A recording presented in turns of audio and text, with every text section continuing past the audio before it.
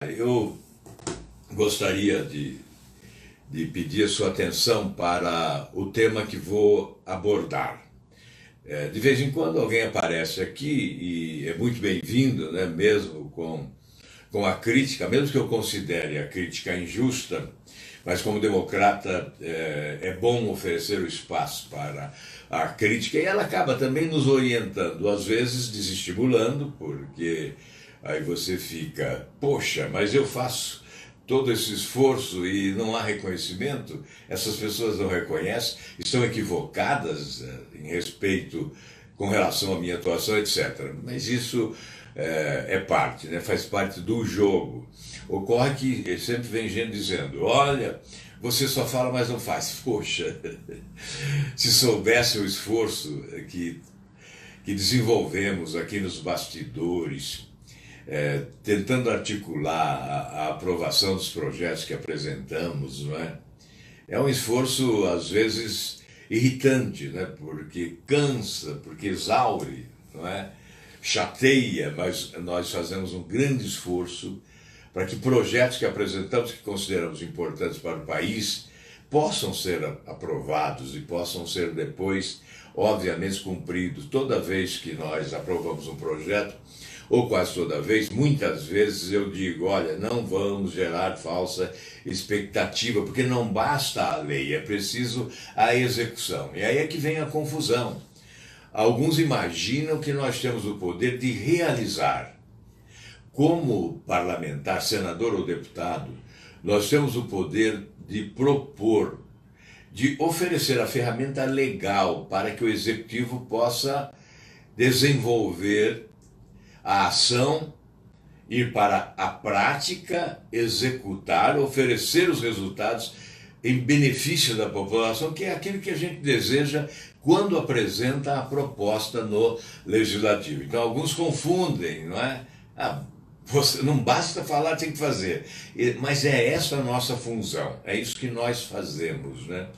Nós tentamos aprovar os projetos, eles se constituem em ferramenta legal para que o governo possa executar as medidas. É por isso que tem uma grande estrutura do executivo, né? Milhares de servidores públicos, técnicos qualificados ou não, mas muitos técnicos em todas as áreas. Então são profissionais que supostamente devem ser qualificados para cumprir ordens de quem governa e executar as medidas provenientes da legislação elaborada e aprovada no Congresso Nacional. Por exemplo, agora o governo está pagando R$ 600. Isso é didático, é muito simples, é claro. Vocês aí quase todos sabem disso, né? Mas há aqueles que fazem esse tipo de contestação, então nós temos que ser didáticos, muito simples, não é? Esse R$ 600 liberado aí com multidões às portas da Caixa Econômica Federal é decorrente de uma lei aprovada no Congresso, com origem no Congresso, de autoria do Congresso, aprovada na Câmara, no Senado, sancionada pelo presidente. Então é lei, e como é lei, o governo tem que cumprir a lei, e o governo está cumprindo a lei, fazendo esse pagamento de R$ 600.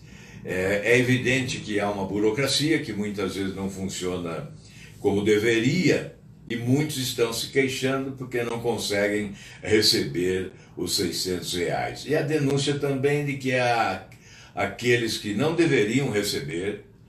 Tem gente que possui até Mercedes-Benz, né? Um cabeleireiro, dono de um instituto de beleza, que possui uma Mercedes-Benz, né? Recebendo os R$ 600. Quer dizer, isso também é um pouco de falta de consideração, né, da pessoa. Então existem problemas administrativos, muitas vezes, que nós ficamos muito longe da perfeição e do que é ideal, mas é assim que funcionam as coisas. Alguém legisla, e o governo, inclusive, quando pretende executar determinada medida, realizar determinado programa, liberar determinado recurso, ele manda o projeto para o Congresso Nacional aprovar ou não. Essa semana nós vamos votar um projeto de mais de 340 bilhões de reais que é encaminhado pelo Poder Executivo, liberando recursos em várias áreas, não só na saúde. Aliás, na saúde até é o menor valor, não entendi bem porquê, mas certamente porque já havia autorização para gastos na área de saúde, mas em outros ministérios, né? Então, nesta semana nós vamos aprovar. Esse projeto está na pauta de amanhã, numa sessão do Congresso Nacional, para aprovar esse projeto, liberando esses recursos. Então, eu estou explicando porque tem alguns que chegam aí, comentam e me dá a impressão de que não conhecem bem, né, o funcionamento. Mas me perdoe você que conhece, que sabe que eu estou repetindo aqui algo desnecessário. Então, não imaginam o quanto nós ficamos angustiados quando não conseguimos colocar na pauta e votar e aprovar um projeto que nós consideramos importante para o Brasil. Então, ontem eu coloquei algo sobre a Espanha, que a Espanha, o Supremo Tribunal da Espanha, condenou o Banco Santander porque cobrou uma taxa de juros de 27% ao ano no cartão de crédito. E lá é 18% ao ano, 18%, 19% ao ano é o teto fixado, estabelecido. E acima disso é usura, é crime de usura. A lei lá estabelece o crime de usura. Então veja, como é importante o assunto que nós estamos tratando. E quando eu coloquei essa notícia, alguém entrou e falou: você só fala em cartão de crédito, vai trabalhar. Por isso que eu dei essa explicação. Esse é o meu trabalho. Ao colocar essa matéria, à noite, tarde da noite, é porque eu estava trabalhando naquele horário. Eu estava pesquisando, eu estava estudando o assunto, né? Aliás, vamos lá. Esse assunto nós estudamos há bom tempo. Eu e a minha assessoria técnica, não é? Nos dedicamos a esse tema há bom tempo, há alguns anos. Nós colocamos assim como uma espécie de prioridade: dívida pública assustadoras, altas taxas de juros, a consequência do crescimento da dívida, as consequências, né, do crescimento avassalador da dívida pública do nosso país e os reflexos na política de taxas de juros, a presença do Banco Central nessa relação com o sistema financeiro, os desvios havidos, pedimos auditoria, a questão da liquidez, tudo isso nós estamos estudando há vários anos, não é?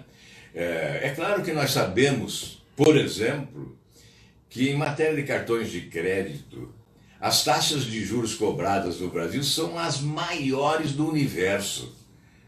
Você não vai encontrar, se um banqueiro brasileiro me mostrar um país do mundo que pratica uma taxa de juros com cartão de crédito maior do que a do Brasil, eu retiro o meu projeto. Eu retiro o projeto. Então, agora eu gostaria de fazer uma narrativa sobre essa questão, não é? Eu estava dizendo que não é de hoje, não é só em função da pandemia, que é claro que agora agrava, né? Que agora é mais importante, é necessário, eu considero insubstituível, porque nós estamos adotando algumas medidas para melhorar a vida das pessoas, para que elas suportem a crise neste momento. Estamos adotando algumas medidas para evitar o desemprego, para evitar a falência das empresas, para preservar salários, autorizando, como uma medida provisória autorizou, a suspensão dos contratos, mas oferecendo essa contrapartida do auxílio de emergência e uma flexibilização para a utilização do seguro-desemprego. O governo colocou 1 trilhão e 200 bilhões nos bancos para a concessão dos empréstimos. Portanto, há linha de crédito aberta para que as empresas possam se socorrer. Na prática, isso não está ocorrendo com eficiência, porque muitos não conseguem, porque os bancos, que são implacáveis, né, não reduziram taxas de juros, até aumentaram, em que pese o fato de cair a taxa Selic, que deveria ser a referência, não é? E os clientes chegam e voltam porque consideram taxas altas e para eles insuportáveis, e de outro lado oferecem dificuldades porque exigem garantias reais que muitas vezes são impossíveis de serem apresentadas pelas empresas. Enfim, esse é um fato. Mas eu estou discutindo a questão das taxas de juros dos cartões de crédito. Das taxas de juros dos cartões de crédito. Então vamos lá, vamos fazer primeiramente uma narrativa. Antes da pandemia, nós tínhamos... Antes disso, eu quero dizer que venho discutindo esse problema há muito tempo. Os que me acompanharam em 2018, na minha mal-sucedida campanha, ouviram muitas vezes eu falando em reforma do sistema financeiro, não é? Ouviram certamente em alguma sabatina, em algum órgão de imprensa, porque nos debates o tempo era exíguo, era impossível em segundos você colocar qualquer proposta, não é? E também o grande palanque eletrônico que foi armado para os candidatos na Rede Globo, eu fui excluído, eu não tive essa oportunidade, eu fui excluído na campanha eleitoral da Rede Globo. Ela escolheu os seus candidatos para oferecer o espaço, não é? E, obviamente, ficando fora desse palanque, nós atingimos muito menos as pessoas que gostaríamos de atingir. Mas aqueles que tiveram oportunidade de acompanhar alguma sabatina em algum órgão de imprensa ou entrevista em alguma emissora de rádio, que a gente tinha mais tempo, não é? Aqueles ouviram, sim, ouviram eu falando em reforma do sistema financeiro, eu dizendo que um oligopólio se constituiu no Brasil e que 5 bancos são responsáveis por 85% da totalidade do crédito existente, né? Então, basta que 5 banqueiros se reúnam ao redor de uma mesa e decidam as taxas de juros que querem cobrar, e nós seremos obrigados a pagar essas taxas de juros, porque não há, infelizmente, uma regulação da parte do Banco Central. Então, o que ocorreu? Ocorreu que isso, com as facilitações oferecidas, com créditos que foram assim esbanjados, não é? Para que a população pobre, inclusive, pudesse adquirir bens eletrodomésticos, etc. Isso tudo foi endividando. E as taxas de juros foram comendo pela beirada, né? Como se come mingau quente. E quando o cidadão acordou, ele está inadimplente, ele está falido, ele não tem condições de pagar. Então, antes da pandemia, nós estávamos com 66% dos brasileiros endividados. Hoje deve ser muito mais. Eu vi há pouco que durante a pandemia 15% se endividaram. Durante a pandemia. Se endividaram neste período, não é, da pandemia. 15%. Então veja que deve ter crescido muito o percentual dos endividados no Brasil. E antes da pandemia também, 74% destes endividados estão endividados com o cartão de crédito ou cheque especial. 77%. Essa é a razão do projeto que nós apresentamos. O Banco Central poderia regulamentar, mas não o faz. Por isso, nós estamos tentando, por lei, regulamentar. Alguém pode dizer, mas é constitucional? É constitucional. As duas principais leis que tratam de taxas de juros no Brasil são medidas provisórias de 2001. 2001 era governo Fernando Henrique, não é? 2001. Em 2001 se liberou. Uma das medidas provisórias elimina a hipótese de usura. Com isso, os bancos podem jogar as taxas de juros nas alturas, não é? Como vem ocorrendo como vem ocorrendo. Depois houve uma emenda constitucional de número 32 que validou aquelas medidas provisórias, que foram duas medidas provisórias regulamentando essa movimentação em torno do crédito e das taxas de juros que são cobradas pelos bancos. Então, muitos defendem essa liberdade a pretexto de serem liberais na economia. Mas a liberalidade na economia não pressupõe exploração descabida. Tem que haver uma certa intervenção da lei, do Estado, para coibir os abusos. Não fosse assim, 76 países não teriam adotado esta política que nós estamos propondo agora como um projeto piloto que vigorará apenas até dezembro em razão da pandemia. Nós não estamos legislando para sempre. Nós estamos adotando uma providência provisória para salvar a vida financeira das pessoas que se agrava com a pandemia neste momento, para reduzir inclusive a inadimplência. E nós vamos reduzir o prazo da inadimplência também, se essa medida for aprovada. Então, eu estou dizendo que 76 países adotaram essa política de limite, de teto para a definição. Abaixo do limite há concorrência. Porque aí o cidadão vem e diz, não, eu sou contra o projeto porque eu sou favorável ao livre mercado, à concorrência no mercado, não é? Ocorre que não há concorrência, eu disse há pouco, são 5 grandes bancos, é um oligopólio, esses banqueiros se reúnem e decidem o que querem cobrar, e nós somos obrigados a pagar. Então isso não é concorrência. Agora, se você limita em 30% ao ano a taxa de juros, abaixa a concorrência. Nós poderemos ter a prática de taxas de juros bem inferiores a 30%, porque isso não estará proibido. O que estará proibido é acima, e no meu projeto institui a usura como crime. Se extrapolar o limite estabelecido na lei, haverá o crime de usura, e haverá, obviamente, a penalização. Então, por que não aprovar isso?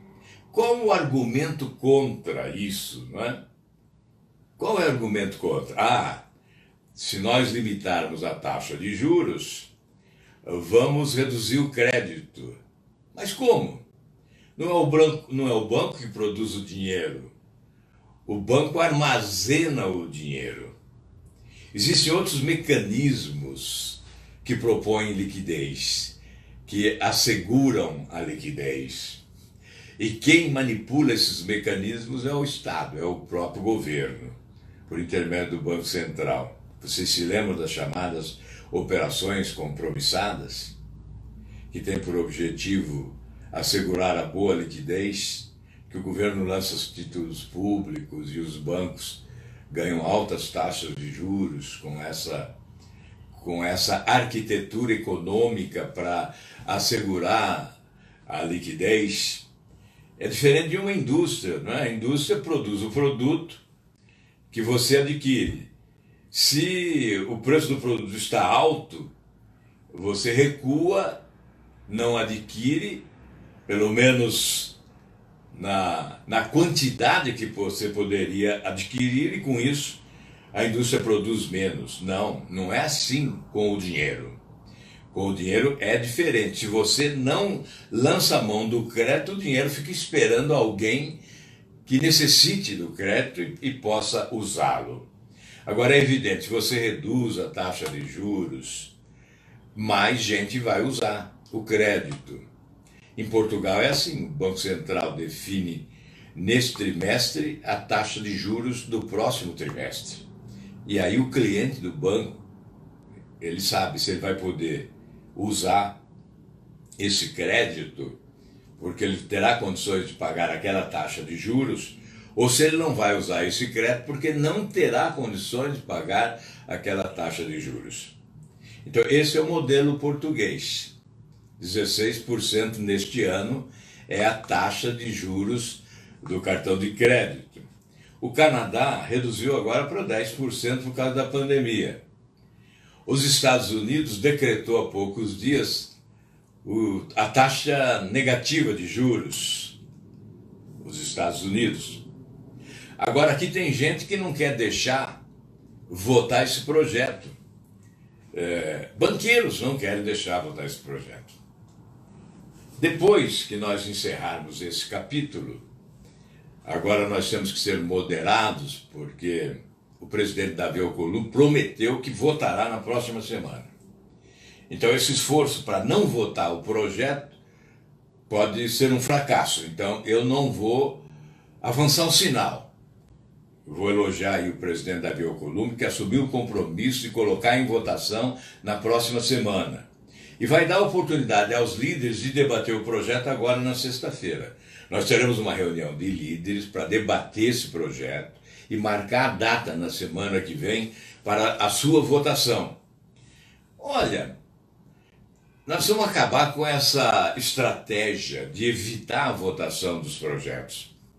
Eu me elejo senador pelo Paraná com 4.200.000 votos, quase 80% dos votos no Estado, dos votos válidos do Estado, e não posso colocar um projeto, discutir um projeto, defender as minhas convicções em relação àquela matéria. Olha, vamos ter coragem de enfrentar a sociedade, de olhar de frente à população. Se eu sou contra o projeto, eu vou lá, voto contra e vou dizer por que votei contra. Mas impedir a votação é o pior dos mundos, né? Eu diria tratar-se de covardia. Então foi o que desejou a Febraban, por exemplo, que reuniu senadores, que convenceu alguns deles, que passaram a trabalhar para que o projeto não seja votado. Eu estou tranquilo que será votado, porque houve um compromisso repetido várias vezes pelo presidente Davi Alcolumbre, eu acredito nele, que haverá a votação na semana que vem. Então vamos aguardar. Mas eu estou aqui pedindo o seu apoio para que nas suas manifestações você possa também nos ajudar o Brasil, não a mim, ajudar o Brasil a mudar esse parâmetro. Veja aqui a diferença, veja a diferença. Eu tenho aqui o gráfico, não dá para mostrar porque, infelizmente, o gráfico está no celular, fica muito pequeno. Eu tenho aqui o gráfico. Isso aqui é de 2017, não é da pandemia agora. É de 2017. Há muitos anos nós estamos sendo explorados. Há poucos dias, numa live com o Banco Itaú, que teve um lucro de 28 bilhões no ano passado. Quem consegue 28 bilhões de lucro no ano? Qual a empresa que consegue? Você estava no Bill Gates, mas 28 bilhões, não é? 28 bilhões de lucro no ano. É por isso que eu digo, o melhor negócio do mundo é o banco, né? O melhor negócio do mundo é um banco bem administrado. O segundo melhor negócio do mundo é um banco mal administrado. E o terceiro melhor negócio do mundo é um banco pessimamente administrado. Porque mesmo pessimamente administrado, ele consegue lucros que qualquer outra empresa do Brasil não consegue. Porque nós nos tornamos aqui o paraíso da usura, o paraíso da agiotagem, o paraíso dos bancos.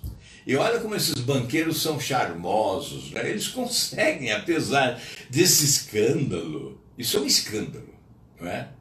Isso é um escândalo criminoso. Explorar os brasileiros desta forma é escandalosamente criminoso. Sim, cobrar mais de 300% de taxa de juros num ano, 900, 1.200, você acredita? Está no Banco Central, os registros estão lá. A cobrança que chega a 1.200% em um ano da taxa de juros do cartão de crédito. Isso é vergonhosamente escandaloso. E como é que banqueiro tem tanto charme assim, que convence ainda a não votar, a tentar não votar, não é? Me perdoem, eu não sou contra banqueiro, eu acho que todos que são espertos têm o direito de se enriquecer o máximo possível, não é? Na legalidade. Na legalidade. Eu culpo os governos que permitiram essa excrescência escandalosa, né? Que permitiram que 5 bancos se constituíssem em proprietários do crédito no país, em donos da situação, e passassem a operar da forma mais estapafúrdia possível, mais perversa possível, e se tornam implacáveis mesmo em tempo de pandemia. Tiveram um lucro de mais de 108 bilhões no ano passado, maior lucro da história, e querem continuar mantendo essa margem de lucro durante a pandemia.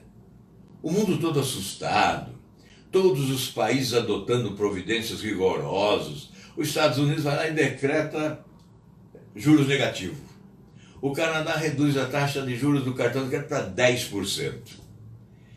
E não querem votar aqui um projeto que vai limitar em 30%. Era 20% o meu projeto, agora com o parecer competente do Lazier Martins, aí se aceitou uma folga e vai para 30%. Então as taxas de juros ficariam fixadas como teto 30%. Daí para baixo, competição. Competição. Como não há competição, não há equilíbrio. Porque quando não há regulação competente, quando não há uma política que estabelece um teto para evitar abusos, e não há competição porque há um oligopólio, se tornaram donos do crédito no Brasil, então aí há exploração.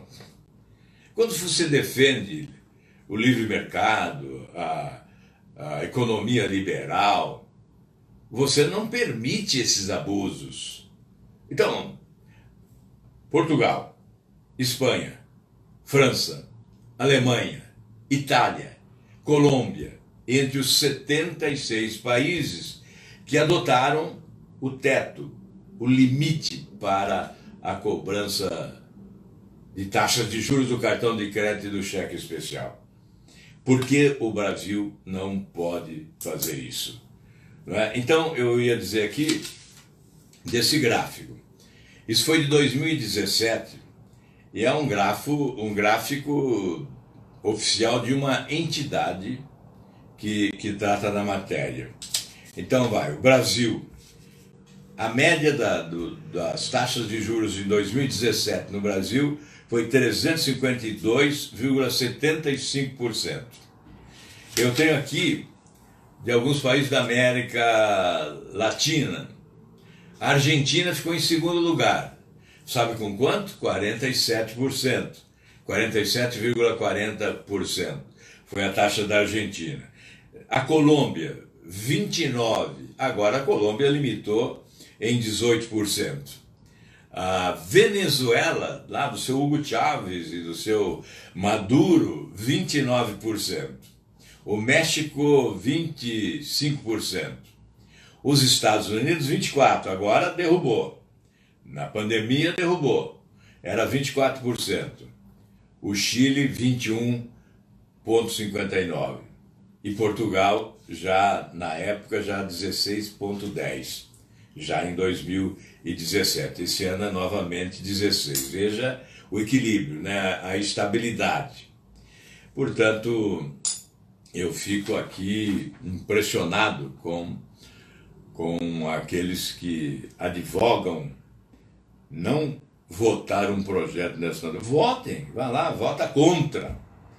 Você é defensor dos banqueiros, do interesse dos banqueiros, do lucro extravagante dos bancos, da exploração desmedida dos bancos. Vote não ao projeto, mas não impeçam que o projeto seja votado.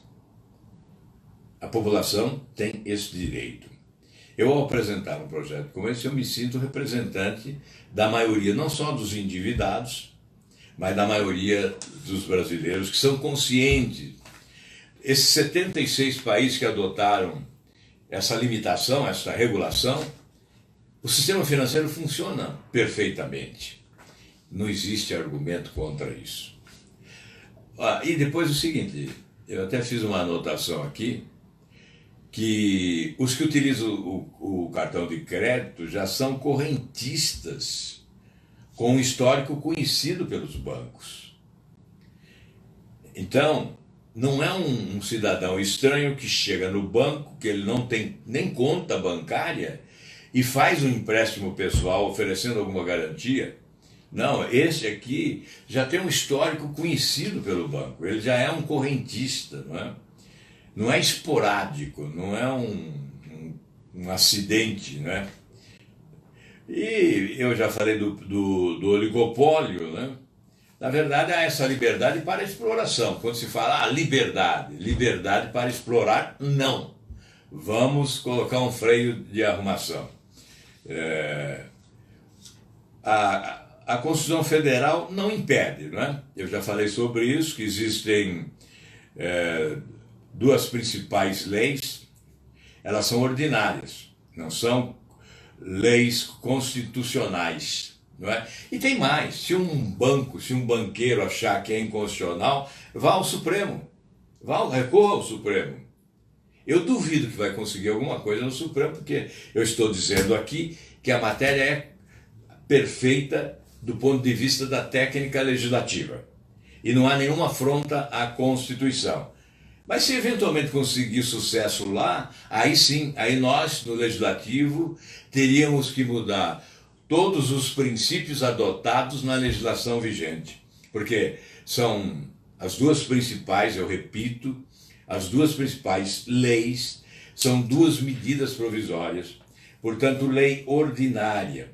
Duas medidas provisórias de 2001, que fala da capitalização dos juros mês a mês.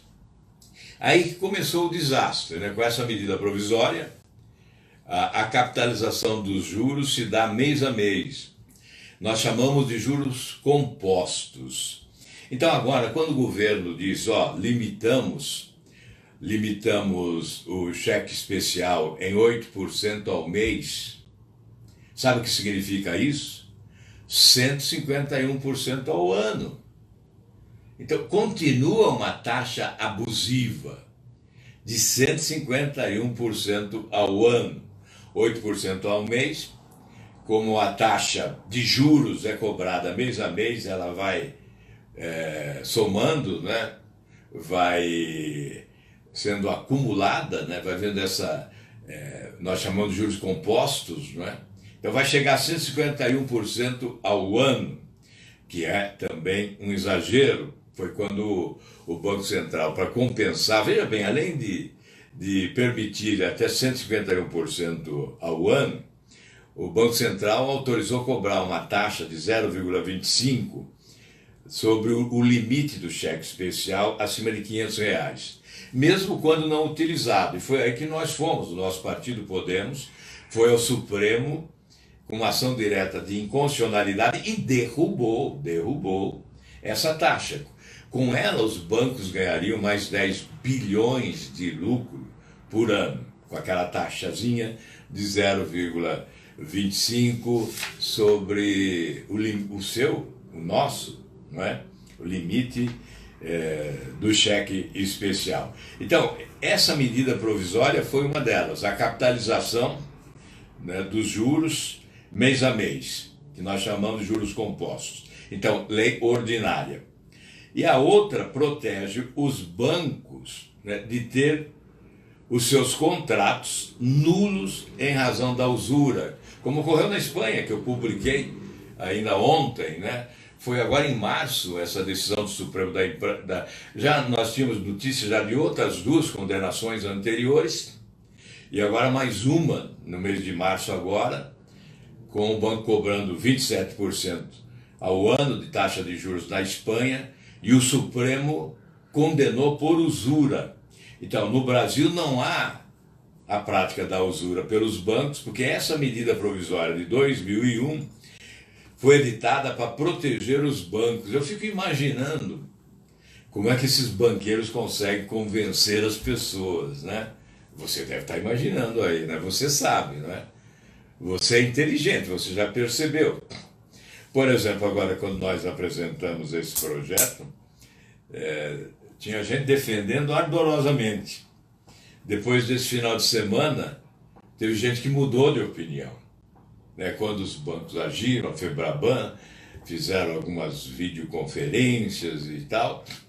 Então eu estou dizendo isso aqui com a certeza que o projeto será aprovado. Ele não seria aprovado se não fosse colocado em votação. Mas eu só estou contando quais são os percalços, porque essa demora, nós estamos perdendo tempo. Outra coisa, o projeto é retroativo ao início da pandemia. Então alguém diz, a retroatividade é inconstitucional. Não é, porque a matéria vencida é preservada. O contrato realizado é preservado. O que nós estamos protegendo é aquele que, por impossibilidade, se tornou inadimplente nesse período e não conseguiu pagar a conta em razão das altas taxas de juros. Então essas taxas serão reduzidas desde o início de março, ou não me lembro a data do início quando se decretou, né, aquele estado de calamidade. Então, desde lá, as taxas de juros serão reduzidas para os 30% que nós estamos agora propondo, não é? Então, absolutamente perfeito, não há nenhum obstáculo em matéria de técnica legislativa, não há nenhuma inconstitucionalidade nessa medida, né? Então, essas MPs a que me referi se constituem na espinha dorsal para a definição das taxas de juros, né? Porque elas conferem essa liberdade total, absoluta, aos implacáveis e charmosos banqueiros que decidem a nossa vida em matéria financeira, da forma... Eu sempre disse que a falta de regulação no sistema financeiro era um grande obstáculo ao crescimento econômico do país. Nós certamente tornamos o nosso setor produtivo mais tímido, não é? Mais fragilizado diante do poderio descomunal do sistema financeiro. Então, nós deixamos de crescer, desperdiçamos oportunidades importantes de crescimento econômico. Houve um momento em que o mundo crescia bastante. Lá atrás, era o primeiro mandato do ex-presidente Lula, o mundo crescia e o Brasil não crescia. O Brasil crescia apenas mais do que o Haiti, mas o marketing oficial enganoso, falacioso do governo dizia que nós estávamos vivendo um espetáculo do crescimento. Mas o espetáculo do crescimento era assistido por nós, porque ele não era aplicado no Brasil, ele não era ensaiado aqui, esse espetáculo não estava sendo apresentado ao povo brasileiro, ele estava sendo apresentado lá fora, nós estávamos apenas assistindo. Aqui havia muita mentira, aqui não havia o espetáculo do crescimento. O que nós assistimos foi o espetáculo dos outros, patrocinado pelas economias de outros países. Porque, na realidade, naquele período nós só crescemos mais do que o Haiti, onde morava a pobreza, a miséria, o infortúnio, até mesmo a guerra, a violência, a morte. Não era vantagem nenhuma crescer mais do que o Haiti. Então, isso é que ocorria. E, sem dúvida nenhuma, essa política de favorecimento aos representantes do sistema financeiro, que constituíram um grande oligopólio, poderosíssimo, foi sim um obstáculo ao crescimento econômico do Brasil. Foi a razão de desperdiçarmos oportunidades muito importantes e preciosas ao longo do tempo. Nós estamos agora propondo um projeto emergencial, que é transitório, que tem prazo de validade, que é dezembro. Mas talvez o medo do sistema financeiro seja que se comprove nesse período que essa é a taxa de juros civilizada e correta, capaz de oferecer ganhos aos bancos, porque não haverá prejuízo. Eu estou aqui disposto a apostar, não haverá prejuízo algum aos bancos. Não haverá. É claro, não haverá o mesmo lucro, com a mesma margem de lucro, mas vai reduzir a inadimplência. Os bancos ganharão menos de um lado e acabarão ganhando mais do outro. Com menor inadimplência, haverá o estímulo à utilização do cartão. Portanto, mais brasileiros se utilizarão desse instrumento, se utilizarão do cartão de crédito. E com isso compensarão eventuais perdas em razão da redução das taxas de juros. É uma questão de inteligência, não é? Olha, aí apareceram alguns economistas no final de semana criticando o projeto. Pois bem, advogados elaboram pareceres cobrando altas remunerações para atender ao cliente. Então, interpretam a legislação ao sabor das conveniências de quem paga. Ele atende o contratante. O cidadão contrata um parecer, obviamente, para se defender com aquele parecer. O mesmo ocorre com economistas. Há economistas que são regiamente remunerados pelos bancos. Eu nem pedi a opinião, por exemplo, do meu amigo que hoje trabalha num banco, mas que me assessorou durante a campanha eleitoral passada. Hoje ele trabalha num banco, eu não vou levá-lo ao constrangimento de trabalhar contra o banco onde ele está. Então, alguns economistas que se manifestaram nesses últimos dias, obviamente nós respeitamos a opinião de todos eles, são estudiosos, não é? Mas há aqueles que atendem, obviamente, os que os pagam. Então eles interpretam em função do interesse, é uma questão de interpretação. Interpreta em função do interesse daqueles que os remuneram. Deixa eu ver se tem mais alguma coisa aqui. Então, essa história da constitucionalidade é aquilo que eu disse. Não concorda? Vá para o Supremo. Porque se estiverem certos, nós temos que mudar toda a legislação, porque ela está rastreada, sustentada por lei ordinária. Então seria inconstitucional. Os benefícios que estão auferindo os bancos seriam benefícios auferidos, portanto, inconstitucionalmente. Veja aí a contradição. Vá lá no Supremo.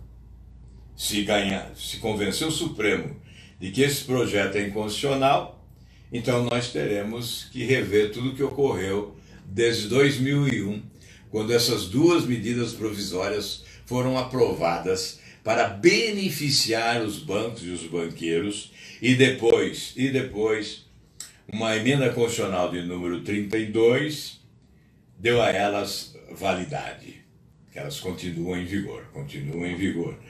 Então é isto. Essas são as considerações que eu gostaria de fazer, repetindo mais uma vez que esse sistema funciona muito bem em países competentes, né, como Portugal, Espanha, Alemanha, França, Itália, né, Canadá, enfim, a Colômbia. Né, e tem uma questão aqui que é importante destacar para aqueles que estão contra. Né. O artigo 3º da Constituição fala em sociedade livre, justa e solidária. Quando há colisão de princípios constitucionais, não é? A boa solução é a aplicação do que melhor proporciona a dignidade prevista no parágrafo 3º do artigo 1º da Constituição. A dignidade humana. os valores da dignidade, os princípios da dignidade humana. Então, sociedade justa está lá. Artigo 3º da Constituição. Sociedade livre, justa e solidária. Essa é uma sociedade justa? Eu não estou nem me referindo às desigualdades sociais, que são tremendamente escandalosas também, né, as desigualdades sociais no Brasil. Mas estou me referindo especificamente a esse escândalo que sufoca a economia, esse escândalo das taxas de juros, as maiores do mundo, e que sufoca o cidadão, e que maltrata o cidadão, e que impossibilita o cidadão de viver bem, de levar comida para casa muitas vezes. Não é? Então está aí. Artigo 3º da Constituição. Artigo 1º da Constituição. Dignidade.